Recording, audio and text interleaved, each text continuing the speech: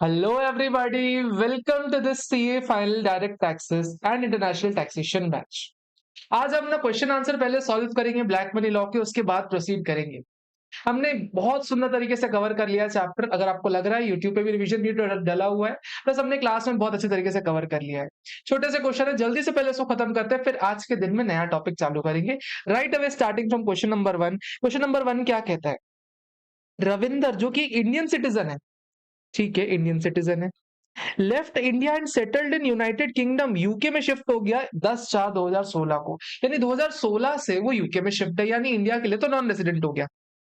He has never left India previously. Sir 2008 से पहले उसने कभी भी इंडिया छोड़ा नहीं था, ठीक है, थोड़ा बहुत बात 2008 के बाद भी आता जाता रहता होगा।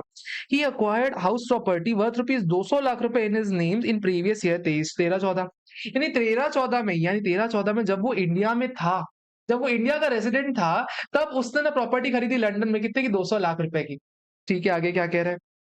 assessing officer came to know in this person 2024 belonged to investigate based on the investigation made by the enforcement directorate in some other places. Assessing officer, having recorded some concrete evidences against Ravinder, issued a show cause notice under section 10 of Black Money Act and imposition of tax law 2015 on 27th March 2024. Mr. Ravinder counsel contended that Mr. Ravinder is not resident in financial year 23-24. Notice under section could not be issued. बताओ क्या notice issue हो सकता है कि नहीं हो सकता? मैंने आपको ब्लैक मनी लॉ में पढ़ाया हुआ है। एसएससी कौन होता है? जो प्रीवियस ईयर में रेसिडेंट होता है। प्रीवियस ईयर कौन सा होता है? जिस साल में एओ को नोटिस में आ जाता है एसेट। क्या प्रीवियस ईयर में एसएससी है? ना बाबा, प्रीवियस ईयर में तो नॉन रेसिडेंट है। लेकिन एक और कंडीशन मैंने आपको पढ़ाई हुई थी कि अगर एसएससी ना उस साल में रेसिडेंट है जिस साल में एसेट एक्वायर कर रखी है ना, तो उस केस में एसएससी रेसिडेंट बन जाएगा और इसके खिलाफ नोटिस इश्यू किया जा सकता है ब्लैक मनी लॉ में। इसलिए हमने देखा कि जब एसेट एक्वायर किया हुआ है फाइनेंशियल ईयर 2013-14 में, तब तो ये रेसिडेंट था। अगर तब ये रेसिडेंट था तो शो कॉज नोटिस इशू किया जा सकता है। यानी सर एओ का कंटेंशन बिल्कुल सही है, रविंदर के जो काउंसलर है उनका कंटेंशन गलत है। इसके लिए ना सबसे पहले आपको आंसर जब भी आप लिखो ना, आपको ध्यान देना पड़ेगा आंसर लिखते टाइम कि पहले आप एसएससी की डेफिनेशन को डिस्क्राइब करोगे। उसके बाद ना आपको देना पड़ेगा कि जो भी एसएससी है ना उसके ऊपर 30% टैक्स लगेगा, 300% पेनल्टी लग जाएगी। और लास्ट में कहता है कि फिर आपको अपना कंक्लूजन लिखना है कि based on the above facts, भले वो नॉन रेसिडेंट था प्रीवियस या 23-24 में, लेकिन वो रेसिडेंट माना जाएगा अगर जिस साल में उसने एसेट एक्वायर किया हुआ है ना, अगर उस साल में रेसिडेंट था तो उसके अगेंस्ट में नोटिस इशू किया जा सकता है। अरे बोलो ना, समझ में आ रहा है कि नहीं आ रहा? क्वेश्चन नंबर 2 पे आ जाओ। क्वेश्चन नंबर 2 क्या कहता है? Mister Harshit stayed in India for 48 days in previous year 23-24। India में स्टे सिर्फ 48 डेज का, यानी सीधे सीधे नॉन रेसिडेंट हो गया। He has acquired house property located in country in September 2013 for 80 lakh. 80 lakh रुपए की प्रॉपर्टी खरीदी किस साल में? सितंबर 2013 में। यानी कह सकता हूं क्या मैं कि फाइनेंशियल ईयर 2013-14 में खरीद रखी है। ठीक है, out of the investments of 80 lakh, 80 lakh की उसने इन्वेस्टमेंट कर रखी है। कह रहे out of the investments of the 80 lakh की प्रॉपर्टी 50 लाख रुपीज ना were assessed to tax and total income in previous 23-24। यानी क्या कह रहा है? 80 लाख की जो प्रॉपर्टी है ना, 80 लाख की प्रॉपर्टी में 55 लाख का जो हिस्सा है ना, इसमें तुम टैक्स भर चुके हो, यानी ये व्हाइट मनी हो गई। एक बात बताओ, 80 लाख की जो प्रॉपर्टी है इसमें से जो 55 लाख रुपए जिसपे तुम टैक्स भर चुके हो, असेस्ड इनकम है, ये तो तुम्हारी व्हाइट मनी हो गई। यानी जो बैलेंस अमाउंट बच रहा है अपना 25 लाख रुपीज का, ये हमारे लिए ब्लैक मनी हो गई। ठीक है, आगे देखते हैं क्या कह रहा है। इन previous year 12-13 while he was resident of India. यानी जिस साल में एसेट एक्वायर कर रखा था उस साल में रेसिडेंट था, यानी ब्लैक मनी लॉ में हो सकता है आराम से। The remaining income has not been escaped, कि बाकी किसी साल में कोई इनकम एस्केप नहीं हो रखी। असेसिंग ऑफिसर को मार्च 2024 में पता चला कि इसकी प्रॉपर्टी एस्केप कर रखी है, जब इस प्रॉपर्टी की कीमत थी 120 लाख रुपए। अरे बाबा सुनो ना, 120 लाख को प्रोपोर्शनेट करो ना, प्रोपोर्शनेट करो ना, 55/80 करो करो करो, जल्दी करो। 120 डिवाइडेड बाय 80 इंटू 55, यानी क्या मैं कह सकता हूँ कि 82.5 लाख की जो प्रॉपर्टी की कीमत है, ये व्हाइट मनी से खरीदी हुई है, यानी इस पे हमारा कोई टैक्स नहीं लगने वाला। बैलेंस जो बच जाती है ना, बैलेंस कितना बचता है? 37.5 लाख की प्रॉपर्टी बचती है। ये आपकी सर आज की डेट में ब्लैक मनी लॉ में एलिजिबल होगी कितने परसेंट से? 30% से टैक्स लगने के लिए। क्या समझ में आया क्या क्वेश्चन? याद करो सर, प्रॉपर्टी केस में हम प्रोपोर्शनेट करते हैं, लेकिन अगर कोई और एसेट होता ना अदर देन प्रॉपर्टी, तो जितने में सर व्हाइट मनी में खरीदा था ना, सिर्फ उस अमाउंट को फ्लैट माइनस कर देते हैं। याद आ रहा है कि नहीं आ रहा? बहुत शानदार तरीके से हमने कवर किया हुआ है, बड़े आराम से हो गया। क्वेश्चन नंबर 3 में आ जाइए, जल्दी से आ जाइए। कह रहे हैं apartment located in country x was bought in 1998। 1998 में अपार्टमेंट खरीद रखा था, कितने का? 10 लाख रुपए में खरीदा था। ठीक है, 10 लाख में खरीदा, उसको सोल्ड किया गया 30 लाख रुपए में, इसको बेच दिया 30 लाख रुपए में, और अमाउंट डिपॉजिट कर दिया कंट्री एक्स के बैंक में। Another apartment was purchase for 45 lakh rupees, 45 lakh rupees का नया अपार्टमेंट परचेज किया गया। The investment in new apartment was made through withdrawal from the bank, यानी 30 लाख रुपए तो विड्रॉवल से किया, 15 लाख रुपए एडिशनल किया इसने। The new apartment has not been transfer, sir valuation date तक ट्रांसफर नहीं किया, यानी सर क्या हमारी एसेट की वैल्यू में अपार्टमेंट ऐड होगा? यस, ये ऐड हो जाएगा ना। ठीक है ठीक है ठीक है ठीक है ठीक है। कह रहा है वैल्यूएशन डेट पे ना अपार्टमेंट की वैल्यू कितनी, 55 lakh rupees. Sir valuation date पे हमको वैल्यू निकालनी होती है तो कैसे लेते हैं सर? कॉस्ट और NRV whichever is higher. Cost कितनी है 45 लाख, एनआरवी कितनी है 55 lakh, whichever is higher, यानी कह सकता हूँ 55 lakh rupees value of apartment हो जाएगी। Assuming that foreign bank account में कितने रुपए रखे? 70 लाख रुपए रखे हुए हैं। एक बात बताओ बबुआ, इधर इधर इधर इधर 70 लाख रुपए रखे हुए हैं। 70 लाख में से कुछ पैसा, 70 लाख में से कुछ पैसा तो आपने घर खरीदने के लिए यूज कर लिया ना। एक बात बताओ मेरे को, 70 लाख में जो 45 लाख की कीमत है सर, 45 लाख की कीमत है, ये तो घर में आ गई ना। 70 लाख में जो 45 लाख की कीमत है वो घर में आ गई ना, तो इसको हम यहाँ पे नहीं लेंगे। हमसे सिर्फ क्या पूछ रहा है कि what will be the value of apartment, हमसे सिर्फ वैल्यू ऑफ अपार्टमेंट पूछ रहा है। अगर वैल्यू ऑफ बैंक अकाउंट पूछता तो हम 70 लाख में से ना 45 लाख माइनस कर देते, सीधे सीधे हमारा आंसर 25 लाख बैंक अकाउंट की वैल्यू आ जाती। मैंने आपको एक्स्ट्रा ही सॉल्व करवा दिया यार, क्वेश्चन तो आपसे सिर्फ प्रॉपर्टी की वैल्यू मांग रहा है। क्या आपको बात समझ में आ गई? जी हाँ सर, बिल्कुल समझ में आ गई। क्वेश्चन नंबर 4 पे आ जाओ। ठीक है, क्वेश्चन नंबर 4 पे आ जाओ। क्या कह रहा है? अरे क्वेश्चन इतना बड़ा है सर, क्या इतना बड़ा क्वेश्चन है, देखते हैं क्वेश्चन में दम है कि नहीं है। Mister Pilu, mister Pilu Pilu Pilu Pilu age 72 was managing director of Ashok private limited at Surat. ठीक है, रिटायर हो गए कब? 2009 में रिटायर हो गए और इंडिया छोड़ के चले गए 2012 जनवरी में।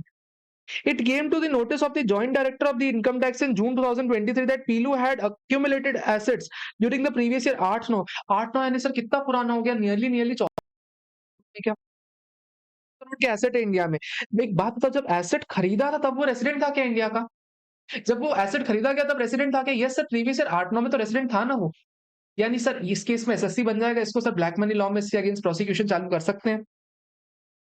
ठीक है, कह रहे 500 करोड़ के एसेट्स आउटसाइड इंडिया उसके मिले हैं, including residential house property, bank deposits, जो कि ना सर इनकम टैक्स अथॉरिटीज को ना बताए नहीं गए हैं यार असेसमेंट ईयर में। ठीक है ना, रिटर्न में बताए। पीलू वो serve notice, show cause notice दिया गया ब्लैक मनी लॉ में कब? 2 अगस्त 2023 में। पीलू ने बोला कि सर 10 साल हो गए हैं, अब मेरे ऊपर आप असेसमेंट नहीं कर सकते। No proceedings could be initiated under income tax law and sir black money law, कोई भी नहीं हो सकते। पीलू नॉन रेसिडेंट है। Discuss the liability of Pilu under black money law and state the whether procedure and methodology for determination of value of undisclosed asset outside India, evaluating the validity of contention raised by him. एक बात बताओ, mister पीलू क्या contention raise कर रहे हैं कि मेरे against में कोई भी असेसमेंट नहीं हो सकता? एक बात बताओ, ब्लैक मनी लॉ में तो कोई टाइम लिमिट है ही नहीं। ब्लैक मनी लॉ में जिस साल में हमें नोटिस आ गया उस साल में कर सकते हो आप, उस साल में आप प्रोसिक्यूशन स्टार्ट कर सकते हो, प्रोसीडिंग चालू कर सकते हो। कोई टाइम लिमिट तो है नहीं, time limit income tax act में रहती थी ना। तो यहाँ पे तो सर सीधे सीधे पीलू का कंटेंशन गलत है, पीलू का कंटेंशन सीधे सीधे गलत है, इसमें कोई दिक्कत वाली बात नहीं। सेकंड पार्ट क्वेश्चन का क्या पूछ रहा है?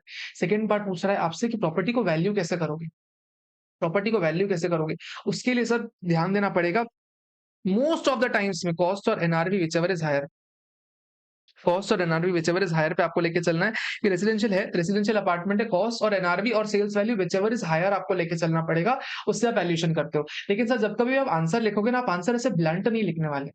इस चैप्टर के आंसर में ना कुछ प्री रेक्विजिट्स है, आपको लिखना पड़ेगा। सबसे पहले आपको बताना पड़ेगा कि एओ का कंटेंशन गलत है। उसके अलावा सर आपको बताना पड़ेगा एसएससी का मतलब क्या होता है। उसके अलावा आपको बताना पड़ेगा कि अगर कोई एसएससी की इनकम मिलती है उसको 30% टैक्सेबल कराते हैं। उसके बाद फिर लास्ट में कहना पड़ेगा आपको कंक्लूजन, यानी आपको मेजोरिटी सारे क्वेश्चन में एसएससी की डेफिनेशन तो लिखनी ही लिखनी है, प्लस आपको लिखना पड़ेगा 30% से टैक्स लगने वाला है। उसके बाद आपको बताना पड़ेगा क्वेश्चन जो मांग रहा है कि नहीं मांग रहा, उस हिसाब से आपको आगे क्वेश्चन को सॉल्व करना है।